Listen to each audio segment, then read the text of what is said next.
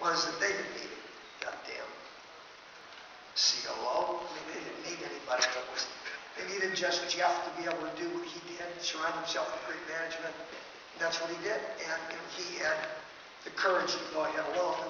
And the COO kind of wandered into the ether. So didn't seem much anymore.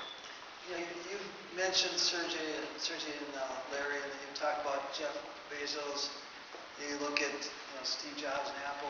In the different models of how a founder either kind of gets integrated into the leadership team, or how do you look at making sure that the founders get integrated in the professional management team, and how do you make a decision whether the founders need to be augmented with the CEO, or what are the dynamics there? God, what a question. There's really no formula for that. My first experience was, of course, I saw Steve Jobs with John Skelly. That one didn't work very well. And I always trusted it scared the shit out of me when I was going to go. So when I go to Jerry Kaplan had been the CEO, Robert Carr was the founder, I had two founders there.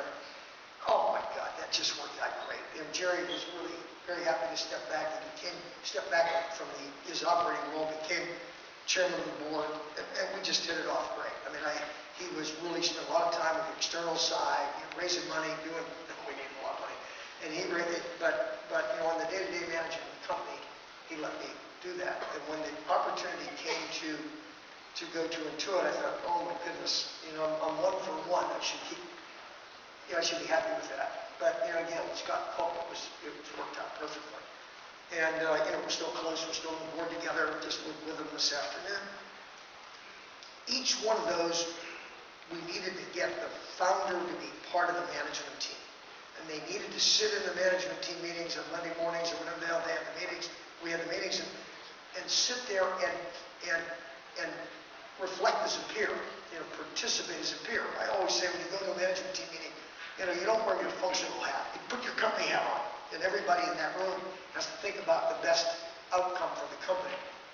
And when you have somebody that's brilliant enough to start a company like Jerry Kaplan and Scott Cook, why wouldn't you solicit their opinion and point of view?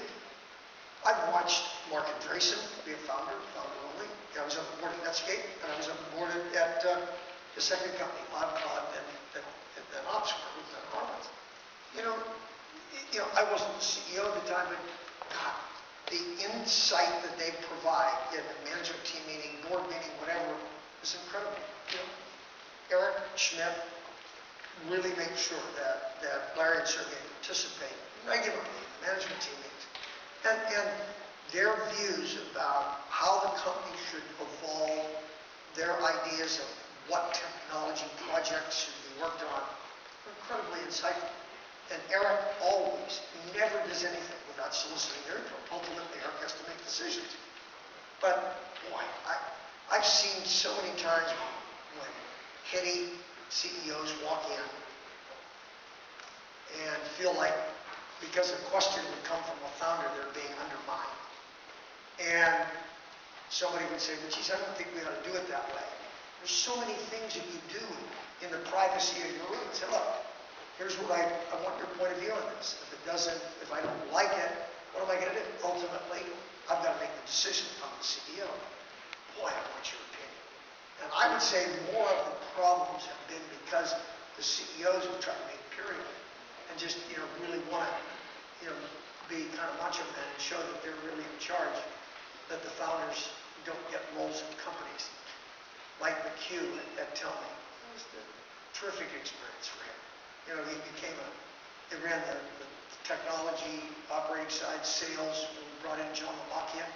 And then 4 years later, Mike came over, took the CEO job until he sold it to Microsoft. It's been really good experiences for those founders. So what should a founder look for in a VC or a board? What questions should they be asking?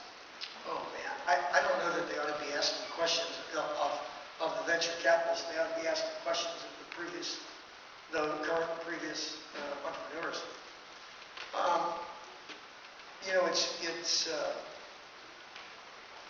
You need somebody that's going to stick with you. And I know that that sounds so trite, trivial, but you know, if you have great venture capitalists in the room that really care about the company being great, that are going to push you and advise you and be on call for you, a good venture capitalist, it's a service business.